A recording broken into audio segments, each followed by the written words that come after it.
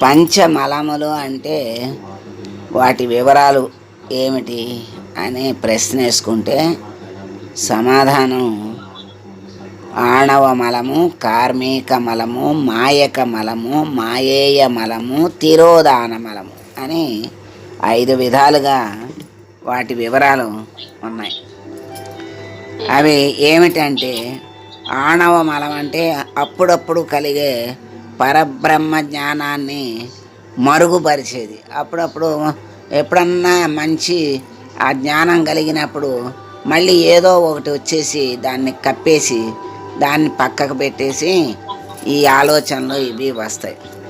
అది కార్మిక మలం అంటే వేదాంత శాస్త్రాలు గురువులు బోధించినప్పుడు వానిలో బుద్ధిని అంటే బుద్ధి దాని మీద పెడితే మనకు అర్థమవుతుంది.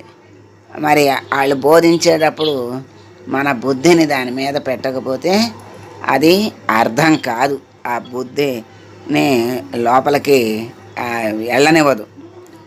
మూడవది తిరోధాన మలం అంటే నిత్య సత్య పరిపూర్ణ పరబ్రహ్మంలో అనిత్యత్వ బుద్ధిని పుట్టించి బ్రహ్మమున కంటే వేరుగా దేవతలు, మంత్రాలు, తంత్రాలు, సాధనలు ఉన్నాయని వాటి యందు మృషాసత్య బుద్ధిని కలిగించి జనన మరణాది దుఃఖాలు అనుభవింపచేసేది. తిరోధాన మలం అంటే సత్యాన్ని అసత్యంగా భావింపజేస్తుంది, అసత్యాన్ని సత్యంగా భావింపజేసి అప్పుడు అటువంటి వాడు జనన మరణ చక్రంలో పడిపోతాడు.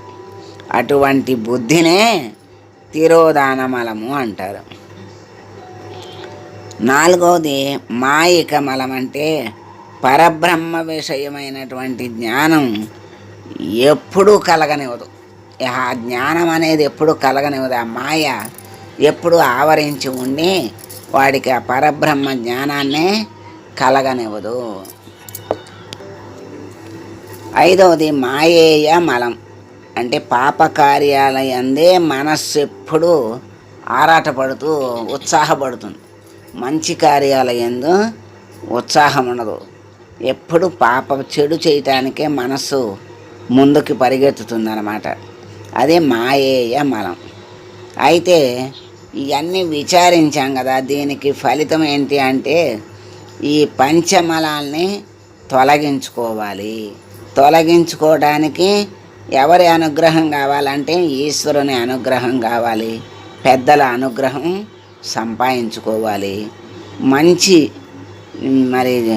మంచి జనాల యొక్క అభిప్రాయం అంటే మంచిని బోధించేటువంటి వాళ్ళ సాంగత్యాన్ని సంపాదించుకుంటే ఈ మలాలన్నీ తొలగిపోయి స్వయం ప్రకాశమై నిర్మలమై పరమానంద రూపమైనటువంటి మోక్ష సామ్రాజ్యాన్ని పొందగలుగుతారు.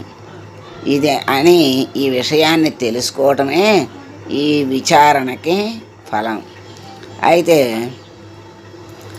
ఈ పై చెప్పినటువంటి 24 తత్వాలు మొదలు ఇంతవరకు బోధించిన తత్వాలన్నీ కూడా ఆత్మని పాడు చేసేవే, చాలా అనర్థాలు కలగజేసేవి. ఎట్లా అంటే అనేక మార్జాలాల మధ్య ఎలుక ఉండటం ఎంత అనర్థమో, అనేక పెద్ద పులుల మధ్య ఒక ఆవు ఉండటం అనేది ఎంత ప్రమాదకరమో, అట్లాగే ఈ చెప్పబడిన తత్వాలు మరి ఈ మలాల మధ్యలో ఆత్మ ఉండటం గొప్ప అనర్థం. కనుక ఈ చెప్పబడిన తత్వాలన్నీ కూడా దుఃఖానికి కారణం, మృత్యువుకి కారణం అని తెలుసుకుని వాటన్నిటినీ వదిలించుకున్నటువంటి వాడే ఈ ఆత్మబోధని అర్థం చేసుకోగలుగుతాడు. మరి అప్పుడు ఆత్మని ఉద్ధరించుకున్నట్టు.